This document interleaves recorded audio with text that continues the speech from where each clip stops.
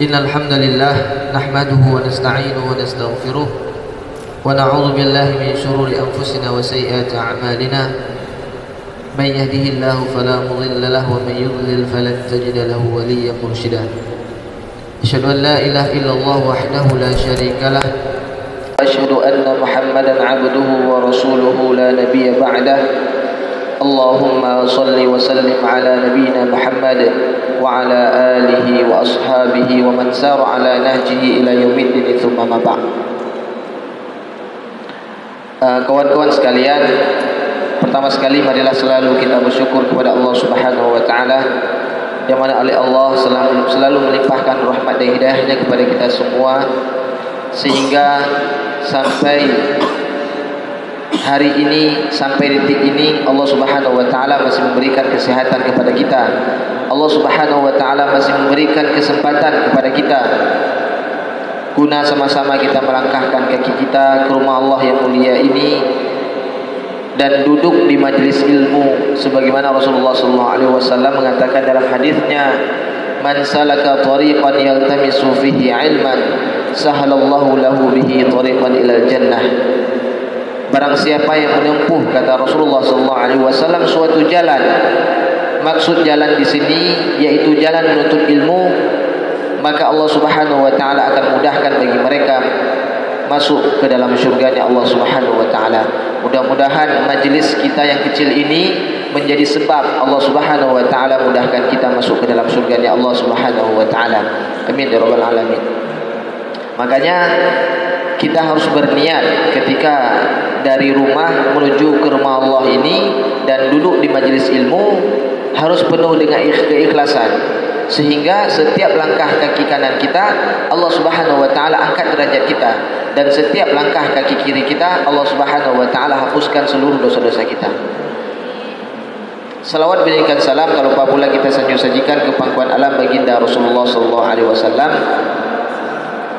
yang mana oleh beliau selalu menjadi contoh yang baik bagi kita, suri toladan dalam kehidupan kita. Mudah-mudahan Allah Subhanahu wa taala istiqomahkan kita di atas sunnah-sunnah Rasulullah sallallahu alaihi wasallam dan mudah-mudahan Allah Subhanahu wa taala kumpulkan kita bersama Rasulullah sallallahu alaihi wasallam di surganya Allah Subhanahu wa taala nantinya. Amin ya rabbal alamin. Kawan-kawan sekalian yang dirahmati Allah Subhanahu wa taala, tadi sekitar jam 10. Nah, tadi ditelepon sama Ustaz Marzan untuk mengisi ya mungkin diskusi siang hari ini. Dan ketika kami tanyakan materinya apa Ustaz? Jadi materinya terserah. Nah, seperti itu. Makanya tadi kan baru kaget juga ketika dikatakan apa judulnya nanti, Islam apa? Nah itu, jadi mungkin kita nggak bahas tentang itu, tapi insya Allah ini pembahasan yang akan Ustaz bahas, insya Allah ini menjadi pengingat bagi Ustaz pribadi, kemudian ya pengingat bagi kita semua, ya. Insya Allah materi yang akan Ustaz sampaikan ini pentingnya qiyamul lail, ya, pentingnya qiyamul lail. Nah, Allah Subhanahu wa taala mengatakan dalam Al-Qur'an, Allah Subhanahu wa taala mengatakan, a'udzubillahi minasyaitonir rajim, bismillahirrahmanirrahim, wa minal laili fatahajjat bihi nafilatan lak asa ay yab'atsaka rabbuka maqaman mahmuda. Jadi kita harus ingat terlebih dahulu, salat sunnah yang paling afdal setelah salat 5 waktu. Salat 5 waktu itu secara mutlak itu salat yang wajib bagi kita lakukan, ya. Jadi solat sunnah setelah solat 5 waktu yang afdal kita lakukan yaitu solat qiyamul lail atau solat sunnah tahajud. Allah Subhanahu wa taala tadi sebagaimana yang kita bacakan, wa minal laili fatahajjat bihi nafilatan lak, dan daripada sebagian malam-malam fatahajjat bihi nafilatan lak, maka bertahajudlah kalian sebagai ibadah pahala tambahan bagi kalian. Asa ayyab'atsaka rabbuka maqaman mahmuda, mudah-mudahan dengan sebab kalian bangun tahajud di pertengahan malam Allah Subhanahu wa taala akan menempatkan kalian di tempat yang mulia sisi Allah Subhanahu wa taala. Jadi salah satu sebab Allah Subhanahu wa taala bisa meletakkan kita di tempat yang mulia di sisi Allah Subhanahu wa taala nantinya, salah satunya dengan kita mengerjakan solat sunnah tahajud atau melakukan qiyamul lail.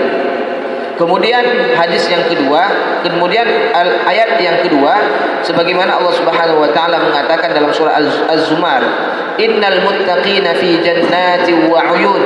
Kemudian ayat yang selanjutnya, kanu qalilan minal laili ma yahja'un wa bil ashari hum yastaghfirun. Jadi Allah Subhanahu wa taala katakan innal muttaqina fi jannatin wa 'uyun. Sesungguhnya orang-orang yang bertakwa. Nah, orang-orang yang bertakwa di dalam ayat ini, innal lil muttaqina fi jannatin wa 'uyun. Mereka orang-orang yang akan dimasukkan oleh Allah Subhanahu wa taala ke dalam surganya Allah Subhanahu wa taala. Wa 'uyun, dan ketika mereka berada di dalam surganya Allah, Allah Subhanahu wa taala akan berikan mata-mata air. Jadi ini kenikmatan, salah satu kenikmatan yang Allah Subhanahu wa taala berikan kepada orang-orang yang bertakwa dalam ayat ini, yaitu mereka kanu qalilan minal laili ma yahja'un. Mereka adalah orang-orang yang ketika hidup di dunia mereka sedikit tidur, ya, dan banyak untuk beribadah kepada Allah Subhanahu wa taala. Mungkin kita sekarang sudah dibalik, ya, lebih banyak istirahat daripada beribadah kepada Allah Subhanahu wa taala, lebih banyak tidur daripada bangunnya. Makanya Rasulullah sallallahu alaihi wasallam ketika mewasiatkan kepada sahabat, la dhahiktum qalilan wa la bakaitum katsiran. Nanti di dunia ini kita banyak-banyak menangis dan sedikit ketawa. Jangan dibalik, ya. Banyak ketawa daripada sedikit menangis. Sehingga ketika seseorang hidup di dunia sedikit menangis dan banyak ketawa, nanti di hari kiamat sudah dibalik. Berarti banyak dia ketawa, kemudian sedikit dia menangis. Makanya kata Allah Subhanahu wa taala, kanu qalilan minal laili ma yahja'un. Adapun orang-orang yang bertakwa yang akan dimasukkan oleh Allah Subhanahu wa taala ke dalam surganya Allah, yaitu mereka ketika hidup di dunia kanu qalilan, mereka sedikit, minal laili ma yahja'un, daripada malam-malam mereka sedikit tidur. Maknanya apa? Mereka di situ bertahajud atau beribadah kepada Allah Subhanahu wa taala. Kanu qalilan minal laili ma yahja'un wa bil ashari hum yastaghfirun. Dan di waktu menjelang subuh atau di waktu sahur mereka beristighfar kepada Allah Subhanahu wa taala. Nah, itulah orang-orang yang bertakwa kepada Allah Subhanahu wa taala. Mereka sedikit tidur, artinya mereka beribadah di malam hari, dan ketika menjelang waktu subuh atau menjelang di waktu sahur mereka beristighfar kepada Allah Subhanahu wa taala. Kemudian ayat yang ketiga, nah di sini Allah Subhanahu wa taala mengatakan, walladzina yabituna lirabbihim sujjadan wa qiyama. Adapun hamba-hamba Allah, ini mungkin di surah Al-Furqan, ya, surah Al-Furqan itu ibadur rahman, hamba-hamba yang mendapat kasih sayang dari Allah Subhanahu wa taala. Alladzina yabituna lirabbihim sujjadan wa qiyama. Mereka orang-orang yang tidur di malam hari kemudian mereka bangun sujjadan wa qiyama, dan mereka beribadah dan sujud kepada Allah Subhanahu wa taala. Mereka lah orang-orang yang mendapat kasih sayang dari Allah Subhanahu wa taala. Banyak ayat-ayat yang lain yang menjelaskan tentang keutamaan orang-orang yang bangun di malam hari untuk bertahajud kepada Allah Subhanahu wa taala. Nah, mari kita tanyakan dalam diri kita masing-masing, apa motivasi kita? Apa motivasi kita dan tujuan kita untuk kita bangun solat tahajud? Mungkin sebagian di antara kita bangun solat tahajud motivasinya hanya sekedar mudah-mudahan dengan solat tahajud Allah Subhanahu wa taala mudahkan karir saya. Mungkin sebagian kita dengan tujuan dia melakukan solat tahajud, mudah-mudahan dengan dia melakukan solat tahajud Allah mudahkan rezeki dia, Allah lancarkan rezeki kita. Maka sebagian para ulama mengatakan tidak boleh seseorang yang berniat seperti itu. Walaupun hikmah dibalik daripada solat tahajud, Allah lancarkan karir kita, Allah lapangkan rezeki kita, Allah mudahkan rezeki kita. Tapi jangan kita jadikan itu sebagai tujuan utama kita dan motivasi tujuan utama kita, tidak. Jadi motivasi seseorang untuk melakukan sholat tahajud atau tujuan seseorang melakukan sholat tahajud itu untuk mendapatkan kecintaan dari Allah Subhanahu wa taala dan keridhaan dari Allah Subhanahu wa taala. Maka motivasi-motivasi dunia itu ya sebagai motivasi tambahan saja, sebagai motivasi tambahan saja. Yang menjadi motivasi utama kita dengan kita melaksanakan tahajud tersebut, maka Allah Subhanahu wa taala akan berikan kasih dan sayangnya kepada kita. Kemudian yang kedua, keikhlasan. Ketika seseorang melakukan sholat tahajud atau qiyamul lail, ini harus penuh dengan keikhlasan.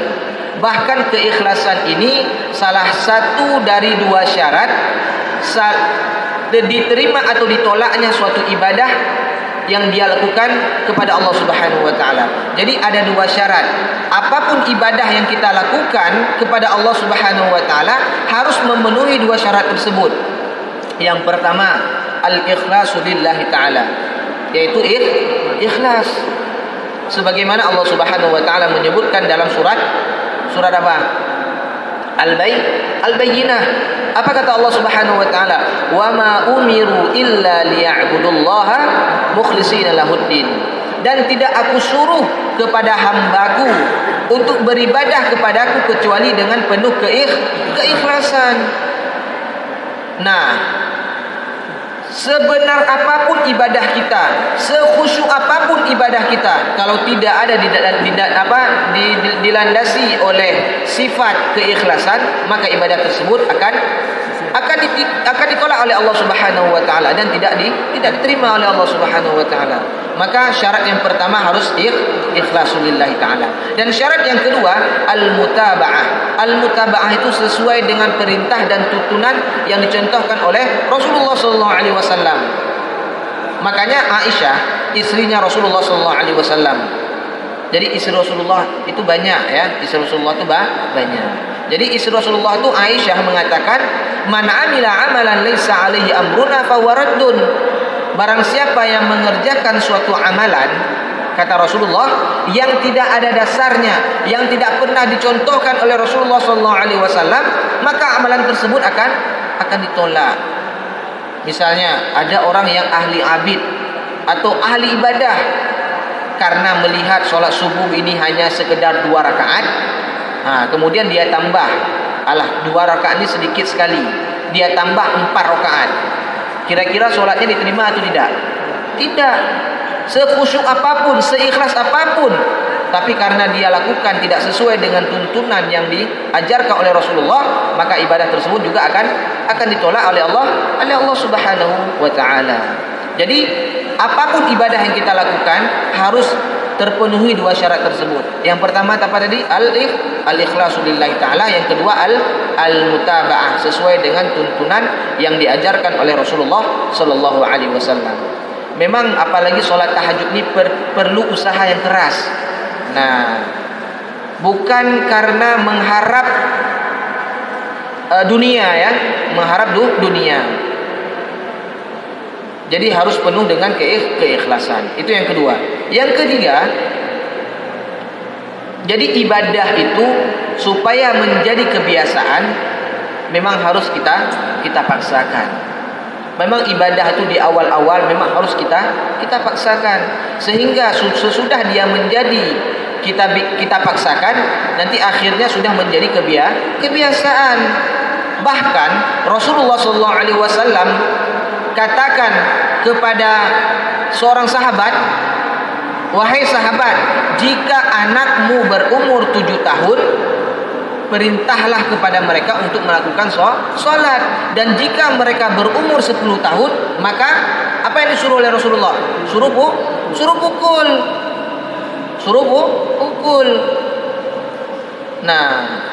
Jadi pukul di sini bukan pukul menyiksa atau menyakiti dia, tapi lita'dib, untuk kita ajarkan ibadah. Jadi dalam hadis ini Rasulullah SAW menyuruh kepada sahabat untuk suruh kepada anaknya untuk melakukan solat di umur 7 tahun. Dan ketika beranjak 10 tahun, maka boleh kita pukul dia. Padahal anak yang berumur 10 tahun belum wajib bagi dia untuk melakukan solat. Jadi memang ibadah itu di awal-awal itu perlu kita paksa. Begitu juga dengan qiyamul lail. Apalagi kita yang tidak terbiasa dengan qiyamul lail atau solat tahajud. Makanya pertama-pertama ini perlu kita paksa. Walaupun kita buat alarm, enggak jadi masalah. Jadi dengan nanti sudah kita paksakan ibadah tersebut, insya-Allah lama-lama dia akan menjadi kebiasaan. Nah, itu yang ketiga. Kemudian yang keempat,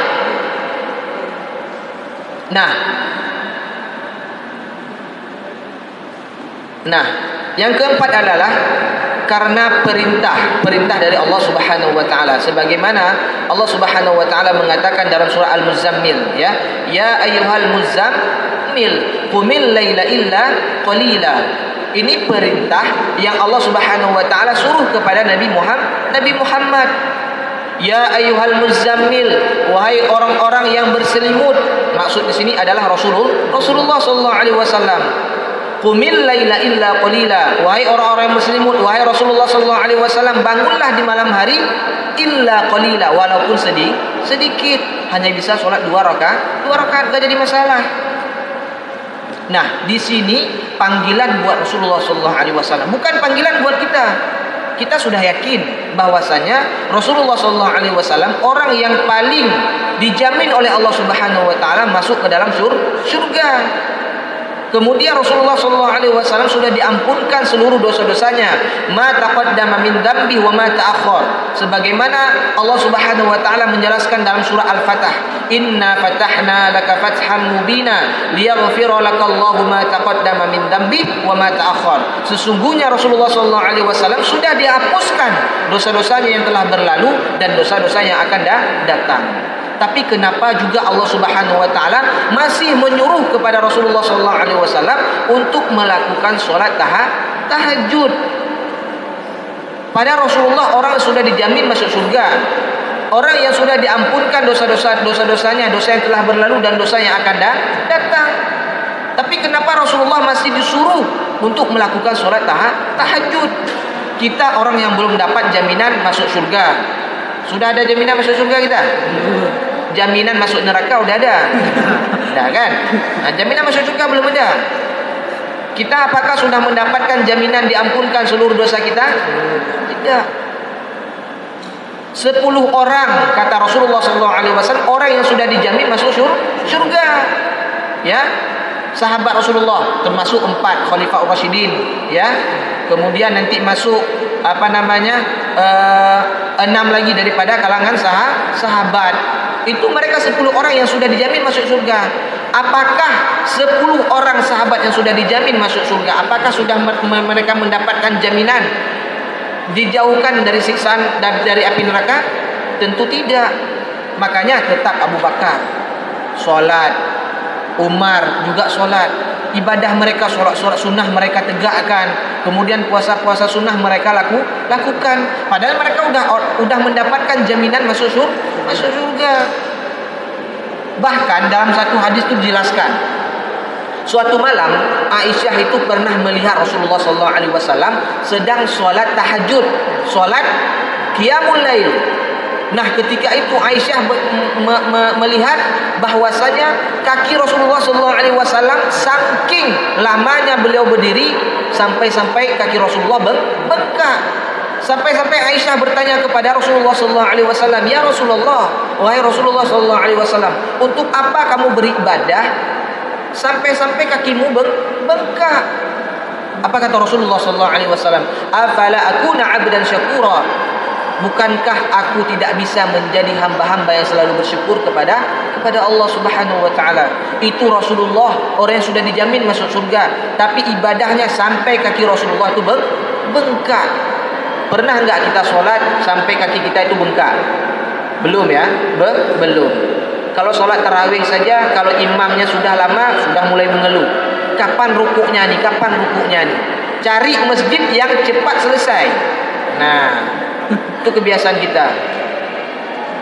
Makanya kata Rasulullah SAW, walaupun solat malam kita sedikit, hanya 2 rakaat, hanya 4 rakaat, tapi berkualitas. Makanya kata Rasulullah SAW, ahabbul a'mali ilallah adwamuha wa in qalla.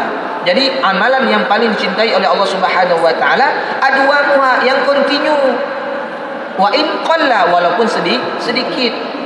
Nah, enggak usah kita paksakan. Nih, saya tambah semangat nih. Hari ini sudah dimotivasi oleh ustaz. Nanti malam saya akan bangun nih. Saya akan sholat. Habis sholat isya sampai menjelang subuh. Enggak usah dipaksa dulu. Mulai dulu dengan 2 rakaat. Malam besok 2 rakaat lagi. Sudah beberapa bulan, sudah istiqomah kita, baru menaikkan 4 rakaat. Nah, seperti itu. Jadi karena yang keempat ini apa? Karena ini panggilan dari Allah Subhanahu wa taala, atau ini adalah perintah dari Allah Subhanahu wa taala kepada Rasulullah sallallahu alaihi wasallam, ya ayyuhal muzammil, wahai orang-orang yang berselimut, qumil laila illa qalila, bangunlah di malam hari walaupun sedikit.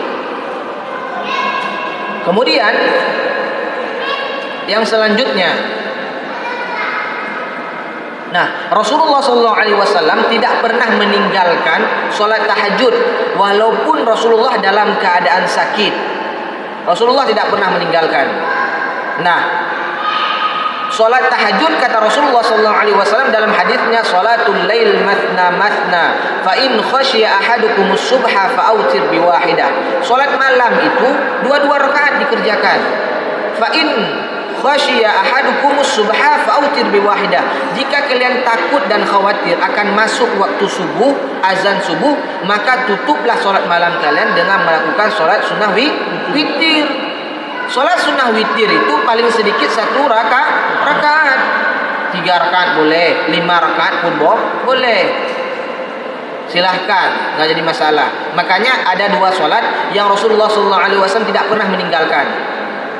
Yang pertama, solat sunnah tahajud walaupun Rasulullah dalam keadaan sakit. Rasulullah itu ketika dalam keadaan sakit, beliau solat tahajud sambil duduk. Begitu juga dengan solat sunnah witir. Solat sunnah witir, Rasulullah dalam sejarah belum pernah meninggalkan solat sunnah witir walaupun beliau dalam keadaan musafir. Kira-kira orang yang dalam keadaan musafir, solat yang 4 rakaat saja bisa dikosor menjadi 2 rakaat, diringkas. Kemudian solat yang 2 waktu bisa dibawa dalam 1 waktu, dijamak, boleh, nggak jadi masalah. Orang yang dalam keadaan musafir.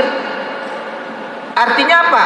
Ketika di luar daripada solat wajib, hukumnya sunnah. Yang sunnah itu nggak wajib dilakukan ketika seseorang dalam keadaan musafir. Tapi Rasulullah SAW tidak pernah meninggalkan solat sunnah witir. Makanya ada seorang sahabat yang bernama Abu Hurairah. Ya, Abu Hurairah ini sahabat yang paling banyak meriwayatkan hadis dari Rasulullah.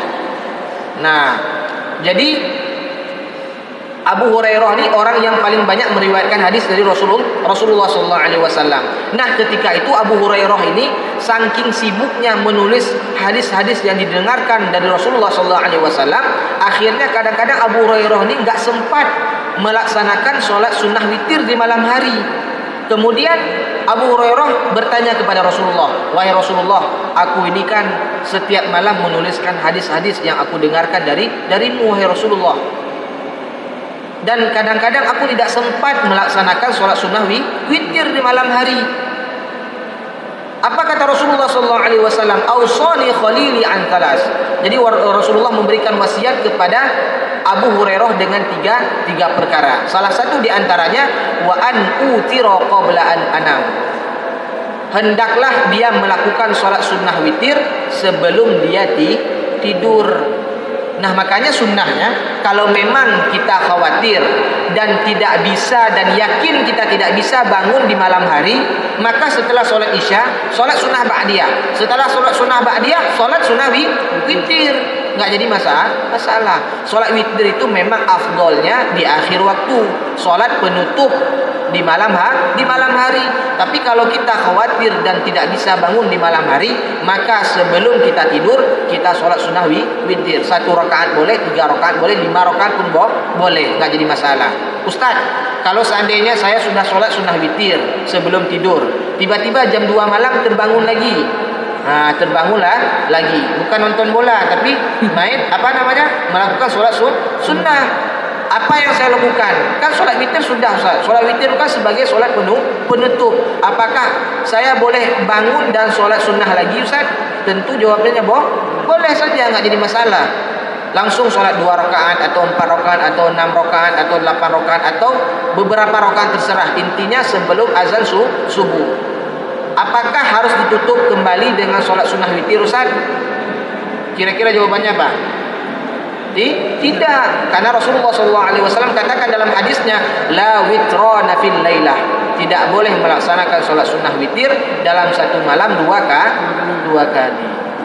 Maka boleh saja, berarti kan kita sudah aman nih. Ketika kita tidur, kita sudah aman, sudah melaksanakan solat sunnah witir 1 rakaat ataupun 3 rakaat, terserah. Ustaz, kalau 3 rakaat sekali salam apa 2 kali salam? Terserah, dua-duanya boleh, nggak usah ribut-ribut. Yang penting sholat. Oke. Nah, di sini kata Rasulullah SAW,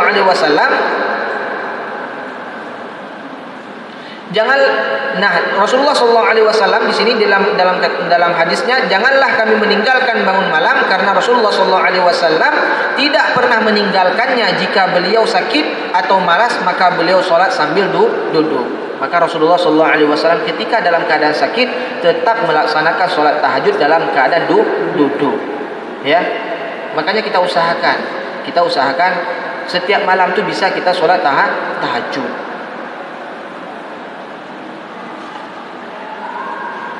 Nah, kemudian bagaimana ya cara supaya mudah kita bangun sholat tahajud?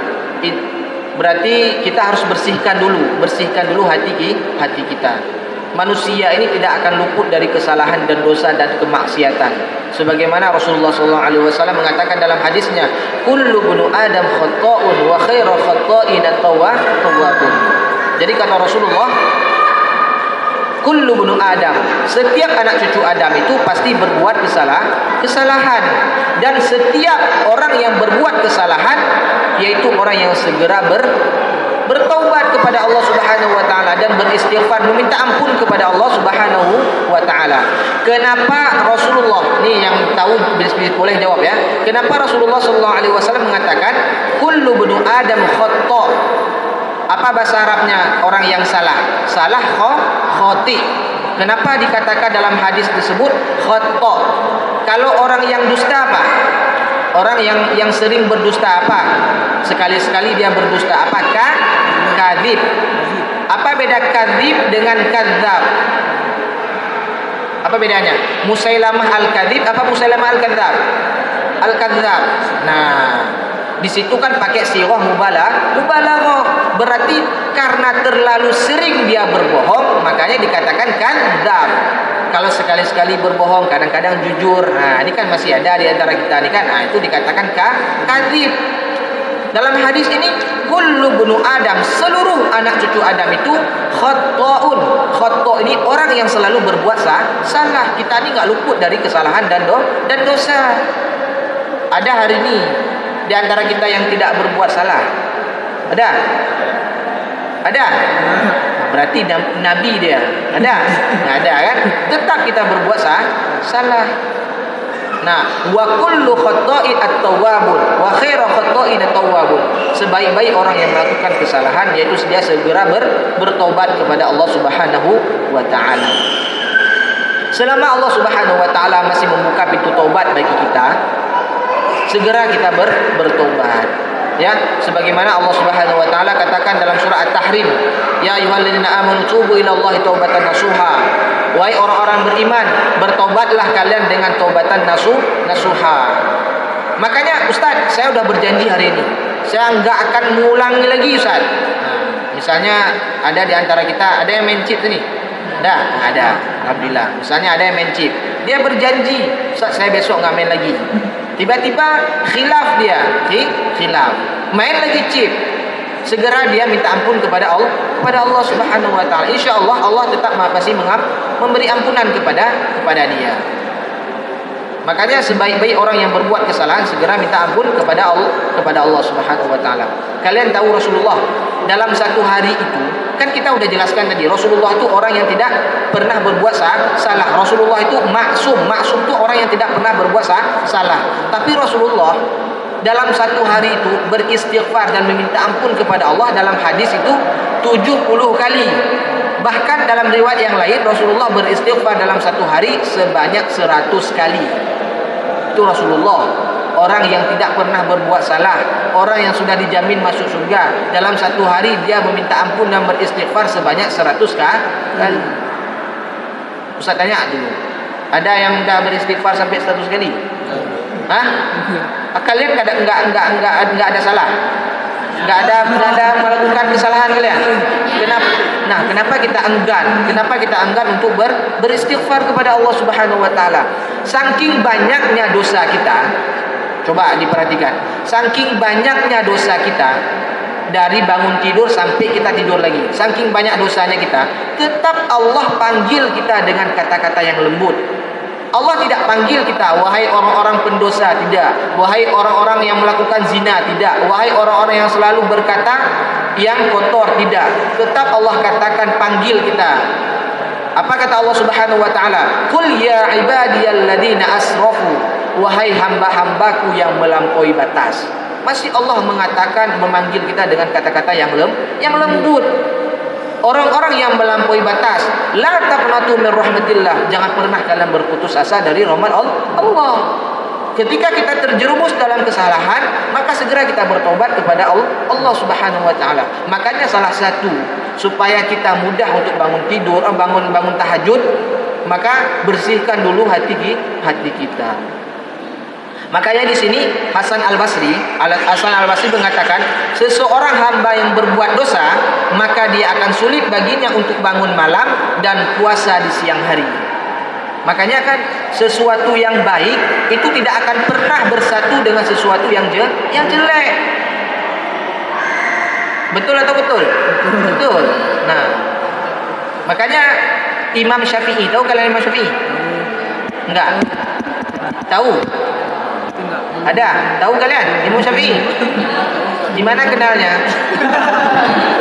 Imam Syafi'i itu enggak ada sejarah. Imam Syafi'i itu kalau menghafal Al-Quran, ini kan menghafal Al-Quran, ada halaman sebelah kanan dan sebelah kiri. Kalau Imam Syafi'i menghafal sebelah kanan, itu menghafal sebelah, harus tutup sebelah kiri. Supaya apa? Karena beliau nanti jangan terhafal sebelah kiri. Begitulah hafalan Imam Syafi'i. Kita jangan pun buka dua-duanya, enggak hafal. Imam Syafi'i kalau menghafal sebelah kanan harus tutup sebelah kiri. Begitulah Imam Syafi'i hafalannya. Tapi pernah suatu hari Imam Syafi'i itu enggak sengaja ketika melewati kemudian terlihat bukan melihat tapi terlihat betis perempuan itu tidak sengaja langsung beliau itu memalingkan wajahnya sampai beliau merasakan susah untuk menghafal. Belum ada sejarah Imam Syafi'i itu susah menghafal. Langsung Imam Syafi'i itu lari dan bergegas bertemu dengan gurunya yang bernama Al-Waqi'. Apa kata gurunya? Apa kata Imam Syafi'i? Syaqautu ilal Waqi' su'al hifdi fa arsyadani ila tarkil ma'asi fa akhbarani annal ilma nurun wa nurullah la yuhda lil 'asi. Jadi kata Imam Syafi'i, syaqautu ilal Waqi', ketika itu aku datang ke rumah guruku yang bernama Waqi'. Fa arsyadani ila tarkil ma'asi. Dia mengeluh, wahai guruku, saya susah sekali untuk menghafal. Apa kata gurunya? Fa arsyadani ila tarkil ma'asi. Dia menunjukkan kepadaku untuk meninggalkan kemaksiatan. Fa akhbarani annal ilma nurun. Dan guruku mengatakan kepadaku sesungguhnya ilmu itu adalah cahaya. Wa nurullah la yu'da lil 'asi, dan cahaya Allah itu tidak akan diberikan kepada orang-orang yang berbuat maksiat. Makanya sesuatu yang hak dan yang batil itu enggak akan selalu dia bersatu, enggak akan mungkin. Makanya bagaimana cara Imam Syafi'i di sini diajarkan oleh gurunya, berarti tinggalkan kemaksiatan sehingga hafalanmu lebih lebih bagus. Begitu juga dengan solat tahajud ini. Ustaz, saya susah sekali bangun tidur, Ustaz. Bangun untuk qiyamul lail itu susah sekali, Ustaz. Berarti harus bersihkan dulu hatinya. Ya, bersihkan, sucikan hatinya, bertaubat kepada Allah Subhanahu wa taala. Makanya ini salah satu penyebab seseorang itu susah untuk bangun solat tahajud ataupun melakukan puasa-puasa sunnah, ya, puasa-puasa sunnah. Apalagi ini kata Rasulullah, ini puasa wajib bagi orang-orang yang belum nikah, kan? Apa kata Rasulullah? Ya ma'syaras syabab, wahai anak-anak muda. Ini panggilan buat laki-laki, ya. Buat laki-laki. Ya ma'syaras syabab, wahai pemuda. Manis taqaw minkumul ba'ah falyatazawwad. Barang siapa yang mampu untuk menikah, ya, menikahlah. Mampu di sini ya secara jasmani dan rohani. Kemudian fa illam yastati fa alaihi bisawmi. Jika kalian tidak mampu berarti berpuasa. Memang berpuasa itu bagus. Maksud di sini kan orang yang belum menikah kemudian dia berpuasa untuk menjaga syahwatnya. Memang berpuasa itu bagus. Tapi kalau orang yang sudah berbuka itu lebih bagus. Maksudnya orang yang sudah menikah itu lebih bagus. Ya kan? Maka di sini makanya salah satu sebab seseorang itu susah untuk bangun sholat tahajud, harus menyucikan hatinya terlebih dahulu, ya. Kemudian apa langkah-langkah kita? Nah, langkah-langkah supaya kita itu bisa mudah untuk bangun sholat tahajud. Nah, yang pertama, bagaimana cara kita? Lakukan ibadah-ibadah sebanyak mungkin untuk membersihkan hati kita yang kotor. Berarti salah satu cara untuk membersihkan hati itu ya kita lakukan ibadah-ibadah sunnah. Misalnya sebelum sholat zuhur kita sholat qobliyah terlebih dahulu. Kemudian setelah sholat zuhur kita sholat ba'diyah. Kita memperbanyak sholat sunnah, sholat tahiyatul masjid, kemudian sholat sunnah wudu, seperti itu. Kita perbanyak sholat sunnah sehingga hati kita ini akan bersih. Makanya orang yang cenderung hatinya untuk ibadah, insya Allah dia akan mudah meninggalkan kemaksiatan.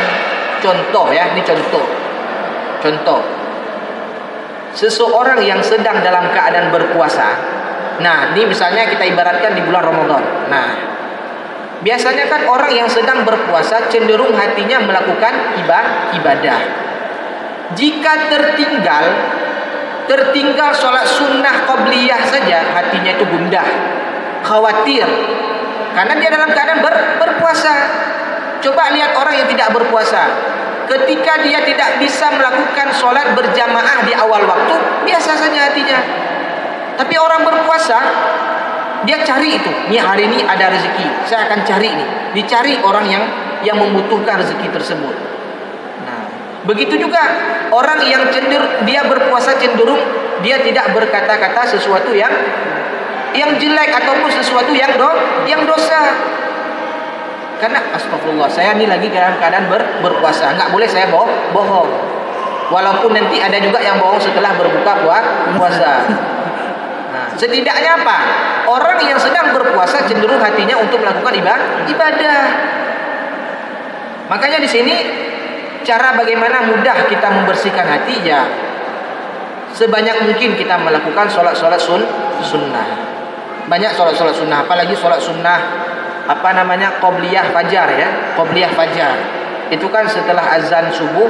Apalagi yang perempuan memang tidak diwajibkan, ya, untuk sholat di masjid, ya, berjamaah. Yang wajib bagi laki-laki. Memang ini kebanyakan para ulama mengatakan sunnah muakkad. Walaupun pendapat Imam Hambali mengatakan bahwasanya sholat berjamaah bagi laki-laki itu hukumnya wajib di masjid. Nah, dalilnya apa? Rasulullah itu akan bakar rumah-rumah para sahabat yang masih berada di dalam rumah yang tidak sholat bersama Rasulullah SAW. Jadi Rasulullah akan bakar rumah para sahabat yang tidak sholat bersama Rasulullah SAW. Begitu juga Rasulullah tidak memberikan rukhsah atau keringanan kepada Abdullah ibnu Ummi Maktum. Abdullah ibnu Maktum itu seorang sahabat yang buta. Tidak ada seseorang yang menuntun beliau, yang membawa beliau ke masjid. Akhirnya Abdullah bin Maktum ini bertanya kepada Rasulullah, ya Rasulullah, apakah ada keringanan bagiku untuk tidak sholat berjamaah di masjid? Aku ini seorang hamba yang buta, tidak ada seseorang yang menuntunku ke masjid, yang membawaku ke masjid. Apakah ada keringanan bagiku dalam kondisi seperti ini, wahai Rasulullah? Apa kata Rasulullah? Asami'ta nida? Apakah kamu dengar azan barusan? Na'am ya Rasulullah. Iya wahai Rasulullah. Idzan fa'ajib. Kalau kamu dengar azan, maka tunaikanlah sholat. Rasulullah tidak berikan keringanan. Makanya sebagian, kalau Imam Madhab Hambali mengatakan dan Imam Maliki mengatakan bahwasanya sholat bagi laki-laki hukumnya wajib. Nanti kalau ada lihat anak remaja masjid yang sholat di rumah, kasih kerudung ya. Kasih kerudung. Oke. Makanya ya, kemudian itu sholat sunnah qabliyah subuh. Qabliyah subuh itu setelah azan. Setelah azan, di antara azan dan iqamah itu kan ada sholat sunnah 2 rakaat. Nah, itu kalau yang laki-laki gampang ya, setelah azan dengar azan, habis itu langsung sholat sunnah. Yang perempuan misalnya jangan langsung sholat subuh, jangan langsung sholat subuh. Jadi sebelum dia lakukan sholat subuh, sholat sunnah dulu 2 rakaat, sholat qabliyah subuh. Ya, apa pahalanya? Apa pahala sholat sunnah qabliyah subuh? Nah, lebih baik daripada dunia dan seisinya. Mungkin yang laki-laki, saya kepingin kali nikah sama si fulan misalnya kan. Itu kan dunia. Saya kepingin sekali punya rumah seperti itu. Saya kepingin sekali punya mobil seperti itu. Itu kan sedikit daripada dunia. Tapi Allah katakan lebih baik daripada dunia dan seisinya lagi. Lebih daripada yang kita harapkan. Memang Allah tuh nggak langsung taruh mobil di saf pertama, taruh mobil, saf kedua taruh motor, nggak ada. Mungkin kalau ditaruh seperti itu, misalnya contoh, dibilang sama Pak Deci, besok yang sholat subuh di saf pertama itu 100.000, saf yang kedua 50.000. Kira-kira penuh nggak saf? Penuh. Padahal sedikit dikasih. Memang pahala yang Allah sediakan buat kita itu belum nggak nampak. Itu ujian keimanan buat kita. Percaya atau tidak kita kepada Allah Subhanahu wa taala. Oke. Yang pertama tadi berarti harus kita cucikan jiwa kita. Jadi memperbanyak ibadah-ibadah sholat sunnah. Sehingga hati kita itu mampu untuk kita bersihkan. Kemudian dengan mengikuti pengajian kan, biasanya kan walaupun nanti bertahan hanya 2 kali. Nah, misalnya nih, betul Ustaz tuh, semangat saya, nanti malam saya sholat tahajud. Walaupun hanya 1 bulan atau 1 minggu, mungkin hanya 3 hari, 3 malam saja sholat tahajud. Makanya dengan ada pengajian ini, ya iman kita itu akan naik. Al-imanu yazidu wa yanqus wa yazid bit ta'ah wa yanqus bil ma'siyah. Jadi iman itu bisa naik, bisa turun. Iman itu naik ketika seseorang itu bertakwa, dan seseorang ketika iman tersebut turun, maka dia banyak melakukan kemaksiatan kepada Allah Subhanahu wa taala. Itu sebabnya. Kemudian ya berarti banyak-banyak ikut pengajian sehingga iman kita itu makin bertambah. Kemudian melakukan zikir ya, melakukan zikir. Zikir tuh enggak harus rame-rame, enggak. Sendiri-sendiri juga zikir. Nah, banyak-banyak zikir. Apa kata Rasulullah sallallahu alaihi wasallam? Allah Subhanahu wa taala berfirman dalam Al-Qur'an, "Ala bi dzikrillah tatma'innul qulub." Bukankah dengan berzikir tersebut hati kalian akan tenang? Makanya coba kalau kalian lagi galau ya, ini kan yang anak-anak muda ini kan banyak galau dia. Nah, banyak galau, banyak masalah, ya kan? Banyak masalah. Galau itu obatnya berzikir. Galau itu obatnya baca Al-Qur'an, bukan obatnya update status, bukan. Nah, ini lagi sakit kepala, update status kan? Nah, lagi sakit kepala, ada emot-emotnya lagi, emot yang yang warna kepalanya itu agak biru-biru kan? Nah, ketika kita sakit, lapor kepada Allah. Ya, lapor kepada Allah. Mungkin itu yang terbaik buat kita. Selama ini mungkin terlalu banyak dosa kita. Ketika Allah berikan sakit kepada kita, itu sebagai penggugur dosa-dosa kita. Jangan update status. Orang yang enggak perlu tahu keadaan kita udah jadi tahu. Si fulan itu sakit ya. Kode. Nah. Mungkin dengan perhatian bisa sembuh. Nah, itu kalau ada yang laki-laki misalnya, kan ada tuh pacaran secara Islami. Nggak ada pacaran secara Islami. Pakai assalamualaikum dulu, pakai bismillah dulu, nggak ada. Nggak ada kan? Pakai bismillah dulu, pakai assalamualaikum, nggak ada. Nah, tuh ujung-ujungnya nanti udah tahu kita.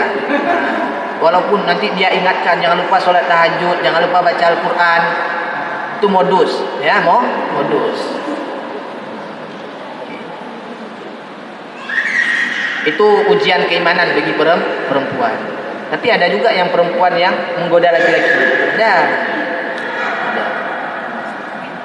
Biasanya itu kan timbul syahwat atau keinginan laki-laki itu disebabkan juga karena perempuan, ya kan? Coba betul-betul dia tutup auratnya, insya Allah laki-laki itu nggak akan berani juga, dia nggak akan berani karena sudah direspon tadi, akhirnya sudah berani laki-laki tadi. Nah, akhirnya sudah berani. Oh, kayaknya enak nih ngomong sama dia. Nah, udah mulai. Karena direspon hal yang tidak penting. Oke. Berarti melakukan sering-sering mengingat Allah, yaitu berzikir, ya. Ada salah satu zikir yang Rasulullah SAW ajarkan kepada kita. Apa zikir tersebut? Kata Rasulullah SAW, kalimatani khafifatani ala lisan, thaqilatan fil mizan, subhanallah wa bihamdihi, subhanallahil azim. Jadi dua kalimat yang apabila diucapkan ringan di lisan, berarti mudah kita ucapkan, tapi ketika ditimbang oleh Allah berat. Subhanallahi wa bihamdihi, subhanallahil azim. Itu zikirnya. Kita usahakan. Banyak zikir-zikir yang lain. Istighfar, tasbih, tahlil. Tahlil apa? La ilaha illallah. Tasbih apa? Subhanallah. Apapun zikir, ya, kita ucapkan. Makanya zikir itu jangan terlepas dalam keadaan duduk, dalam keadaan tidur, ya. Selalu kita berzikir kepada Allah Subhanahu wa taala. Kemudian sering-sering ingat kematian. Nah, sering-sering mengingat kematian, kemudian menyaksikan kematian. Ketika kita sering menyaksikan kematian, insya Allah kita lebih dekat dengan ibadah. Takut kita, ini akan sampai waktunya nanti kepada saya. Segera dia beribadah, ya kan? Orang-orang yang sering menyaksikan kematian, insya Allah hatinya cenderung untuk berbuat ibadah. Ya, apalagi seseorang yang menyaksikan seseorang yang dalam keadaan sakaratul maut. Nah, sering-sering menyaksikan orang dalam keadaan sakaratul maut. Makanya kata Rasulullah, banyak-banyak mengingat mati. Itu sebagai pelajaran bagi kita. Kemudian jangan banyak tawa, ya, jangan banyak ketawa. Karena kata Imam Al-Ghazali, itu banyak ketawa itu dapat menjadi hati kita itu keras. Nah, makanya banyak-banyak menangis kita di dunia, sehingga di akhirat nanti banyak-banyak ketawa. Jangan di sini ketawa selalu, nanti nangis kalian di akhirat. Makanya banyak-banyak nangis, mengadu kepada Allah Subhanahu wa taala. Jangan curhat sama kawannya, cerita sekedar nggak jadi masalah. Ya, dia nggak semua ujian yang Allah berikan kepada kita itu nggak semuanya kita cerita sama orang, ya kan? Kadang itu sebagai ujian buat kita. Ketika kita bersabar, insya Allah akan berikan pahala. Makanya kata Allah Subhanahu wa taala, sebenarnya pahala sabar itu nggak ada batas. Mungkin ketika seseorang yang sholat 2 rakaat sebelum subuh, dia akan mendapatkan pahalanya jelas. Dia akan mendapatkan dunia dan seisinya. Barang siapa yang sholat subuh berjamaah, dia akan mendapatkan jaminan dari Allah Subhanahu wa taala, jelas pahalanya. Tapi ketika Allah Subhanahu wa taala mengatakan pahala orang-orang yang sabar, innama yuwaffas sabiruna ajrahum bighairi hisab. Sesungguhnya Allah Subhanahu wa taala akan memberikan pahala kesabaran kepada orang-orang yang sabar bighairi hisab, tanpa batas. Besar atau tidak? Besar. Makanya harus sabar. Jangan mengeluh, jangan suuzon sama Allah.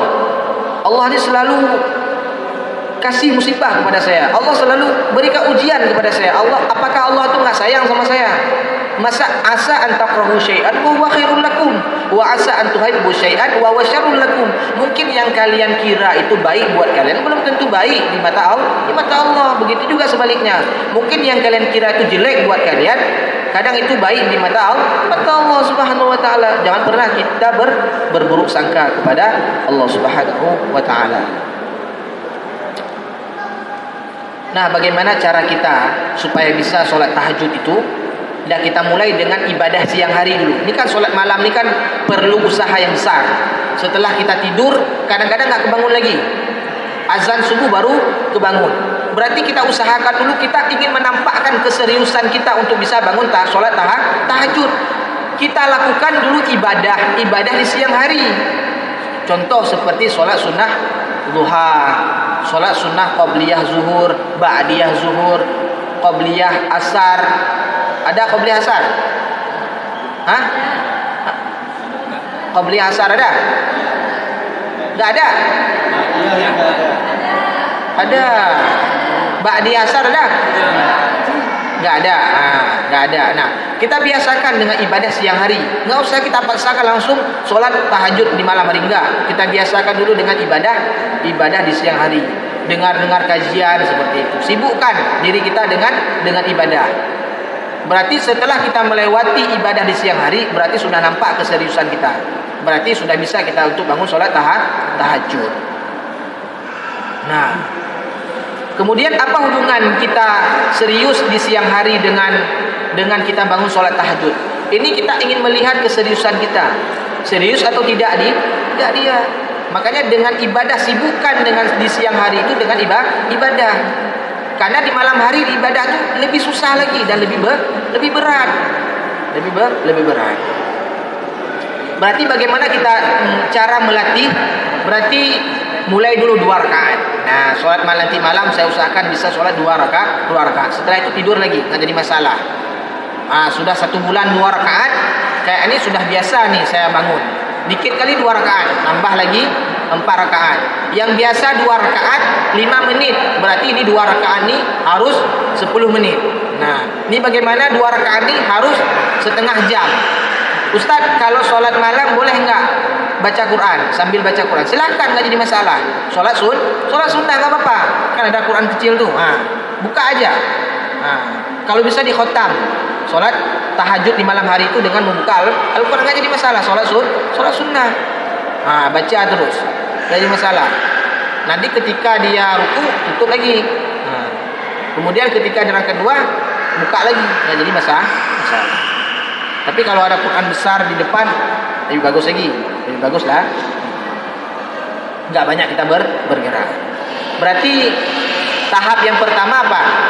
Kita usahakan rakaatnya enggak terlalu banyak dulu. Ya, tidak terlalu banyak. Kemudian durasinya tidak terlalu panjang. Setelah istiqomah, setelah menjadi kebiasaan baru kita tambah sampai 8 rakaat. Sampai 1 jam baru selesai sholat tahajud kita 8 rakaat, enggak jadi masalah. Tapi kita usahakan dulu di awal-awal ini kita paksa enggak jadi masalah. Kemudian kita paksa walaupun dia 2 rakaat sampai nanti akhirnya 8 rakaat ataupun lebih daripada 8 rakaat. Ya.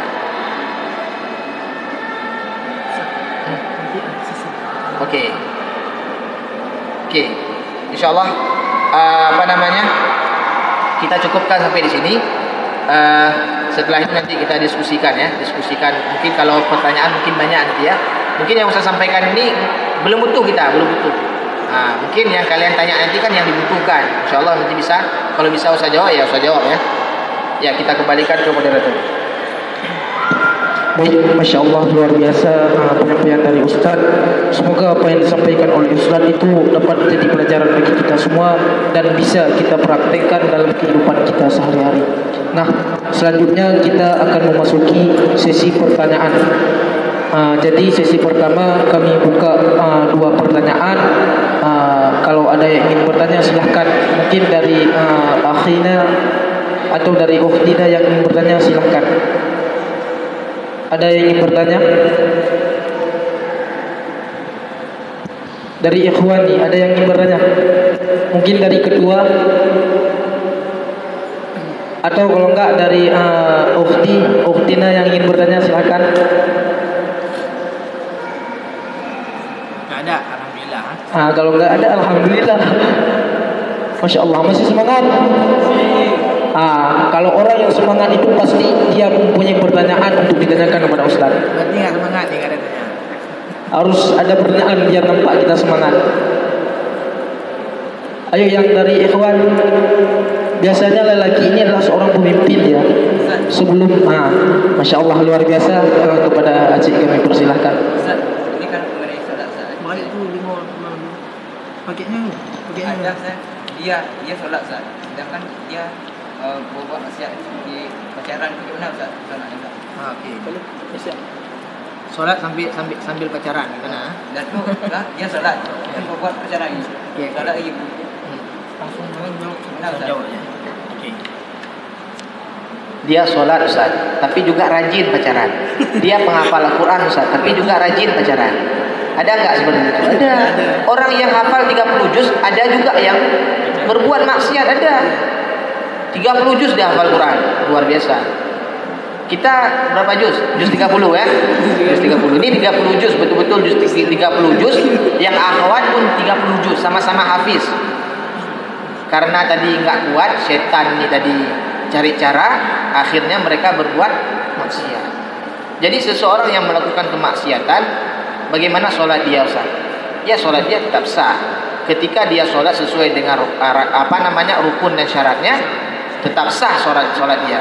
Masalah dia berzina ataupun dia berbuat dosa besar, itu urusan dia. Allah tetap menghisab nantinya. Tetap sholat dia tetap diterima oleh Allah Subhanahu Wa Taala. Tapi itu menjadi pertanyaan buat kita. Ustaz, bukankah sholat itu sebagaimana Allah Subhanahu Wa Taala katakan inna sholata tanha 'anil fahsya'i wal munkar. Sesungguhnya sholat itu mencegah dari perbuatan keji dan munkar. Berarti harus dikoreksi lagi sholatnya. Apakah tata cara berwuduknya belum pas ataupun khusyuknya belum ada, ya? Nah, itu harus dikoreksi lagi sholatnya. Harusnya orang yang banyak melakukan sholat, dia cenderung hatinya jauh daripada kemaksiatan. Tapi kok dia rajin juga pacaran Ustaz. Nah, pacaran di media sosial kan. Nah, sekarang kan udah gampang sekarang. Sekarang sudah gampang. Dapat aja nomor udah aman. Ya kan? Kalau kita bicara tentang hukum, sholatnya bagaimana tetap diterima sholatnya. Masalah dia melakukan dosa besar itu dosa dia ya. Allah akan azab. Sama seperti kan ada kejadian pembunuhan, bukan pembunuhan, gantung diri ya. Nah, banyak yang tanya sama Ustaz, gimana Ustaz? Apa boleh kita sholatkan dia? Ya harus kita sholatkan. Kalau enggak berdosa satu kampung. Nah, masalah dia bunuh diri itu urusan dia, kecuali pemimpin. Pemimpin itu bagaimana? Misalnya dia pemimpin di desa itu. Nah, itu boleh orang yang enggak sholat. Seperti Rasulullah itu enggak mau menyalatkan orang yang membunuh diri. Karena Rasulullah itu pemimpin sebagai contoh. Tapi Rasulullah tidak melarang sahabat-sahabatnya untuk melakukan sholat. Enggak jadi masalah. Ketika dia bukan pemimpin, berarti wajib bagi kita. Selaku kita yang masih hidup, ya kita tunaikan empat rukun tersebut. Ya, nggak boleh kita biarkan. Masalah dia gantung diri itu urusan dia dengan Allah Subhanahu Wa Taala. Jadi dipisah dia. Ketika sholat dia sesuai dengan rukun dan syaratnya sah, maka tetap diterima sholatnya oleh Allah Subhanahu Wa Taala. Wallahu taala alam. Makanya kata Allah Subhanahu Wa Taala, wala taqrabuz zina, jangan dekati zina. Enggak boleh dekat aja enggak boleh. Apalagi sudah main SMS. Ya.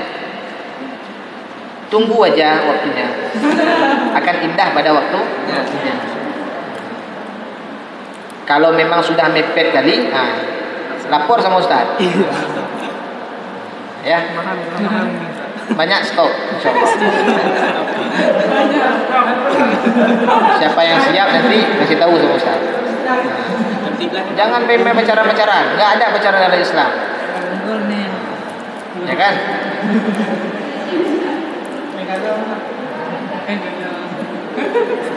Okey. Masya Allah, luar biasa. Jadi intinya untuk menghindari maksiat, maka kita harus menjadikan salat itu sebagai pencegah, sebagai penjaga kita agar kita terhindar dari melakukan maksiat kepada Allah Subhanahu Wa Taala. Perbaikilah salatmu, insya Allah amalan-amalannya juga ikut membaik dan juga akhlakmu akan ikut membaik. Nah, selanjutnya ada yang ingin bertanya, mungkin yang dari ikhwan sudah siap nih, yang dari akhwat pula. Oh, ternyata seorang pemimpin itu lebih hebat ternyata. Ada dua pertanyaan nih Ustaz. Yang pertama dari ikhwan, satu lagi dari ikhwan. Kepada kedua kami persilahkan. Gini Ustaz, ini kan hampir sama satu persis sebetulnya gini. Ada pernah mendengar katanya kalau misal kita bersedekah tanpa sholat itu katanya sedekah kita itu tidak diterima. Gimana Ustaz?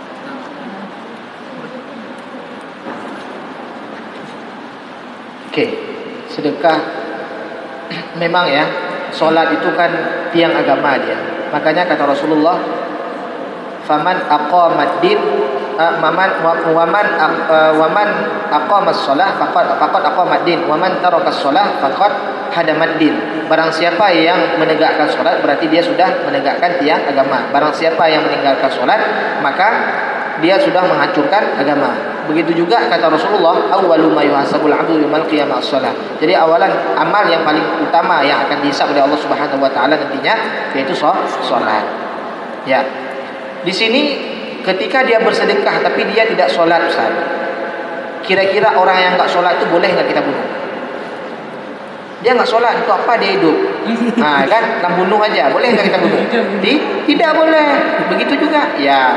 Tetap sedekah dia tetap diterima kecuali dia tidak beriman seperti orang Cina misalnya yang mereka itu belum masuk Islam.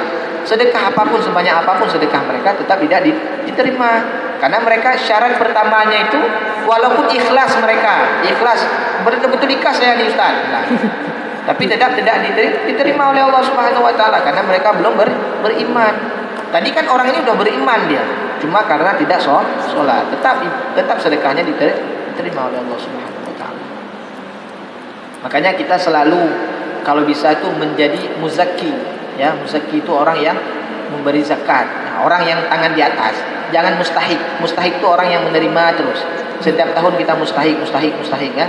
Nah, makanya tangan di atas lebih baik daripada tangan di bawah. Nah, tangan di atas memberi, tangan di bawah menerima. Ada Ustaz yang menerima itu kan bisa juga kalau diambil dari atas, Ustaz. Ambil dari atas ya. Tetap enggak baik kan? Baik, Masya Allah, luar biasa. Selanjutnya ya kami persilahkan dari akhwat untuk bertanya. Dipersilahkan. Ada yang bertanya? Tadi belum nampak Ustaz. Ini masih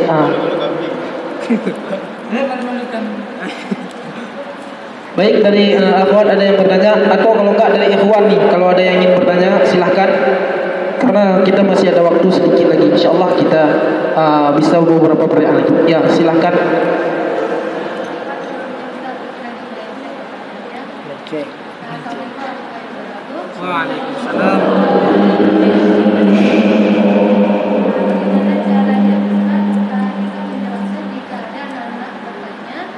Anak apa? Anak-anak. Bagaimana kita jelaskan kepada anak-anak jika anak bertanya kepada kita Allah itu di mana? Untuk pemahaman anak-anak. Untuk pemahaman.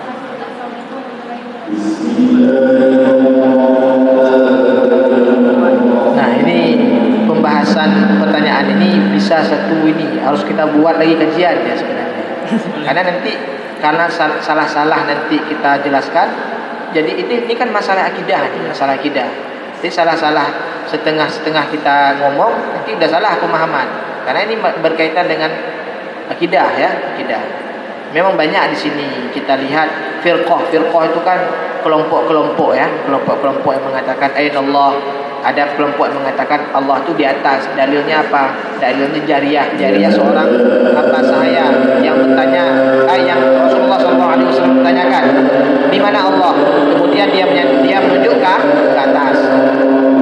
Berarti ada firqah ini itu menguatkan bahwasanya Allah itu letaknya dia di atas. Ada sebagian firqah ya mereka itu tidak boleh memberikan tempat kepada Allah. Kalau kita bilang atas berarti ada bawah. Kalau kita bilang samping kanan berarti ada kiri. Berarti kita memberikan tempat kepada Allah Subhanahu wa taala. Nah, makanya ini perlu pembahasan secara detail ya. Nah, supaya nanti enggak salah. Memang nih masalah akidah nih memang masalah harus hati-hati. Oke. Ya.